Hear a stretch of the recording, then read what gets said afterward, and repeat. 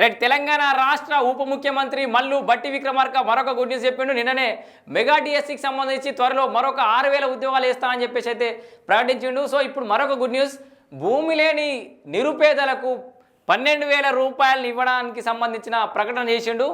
భూమి లేని నిరుపేద కుటుంబాలకు 12,000 ఇస్తామని డిప్యూటీ సీఎం బట్టి విక్రమార్క ప్రకటించారు. ఏడాదికి 2 విడతలు, సంవత్సరంలో 2 విడతలు, 2 ఫేజ్లలో ఒకసారి 6,000 ఒకసారి 6,000 ఇస్తారేమో, ఎట్లా ఇస్తారు కానీ ఏడాదికి 2 విడతల్లో డబ్బులు జమ చేస్తాం. డిసెంబర్ 28 తొలి విడత అందజేస్తామని చెప్పేసి అంటుండు. డిసెంబర్ 28 తారీఖే మొత్తమే భూమి లేని నిరుపేదలకు డిసెంబర్ 28 తారీఖు నాడు తొలి విడత డబ్బులు జమ చేస్తారట. మరి నాకు కూడా భూమి లేదు, నేను ఏడా అప్లై చేసుకోలేదు, నాకు కూడా తెలియదు, కనుక్కుందాం. సో రైతు భరోసా డబ్బులను సంక్రాంతి సమయంలో రైతులకు అందిస్తాం. ఇలా చాలా వార్తలు ఉన్నాయి, ఒక వార్త కాదు.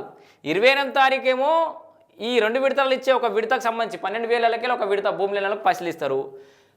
సంక్రాంతి లోపటినేమో ఈ రైతు భరోసా డబ్బులు పడతాయి.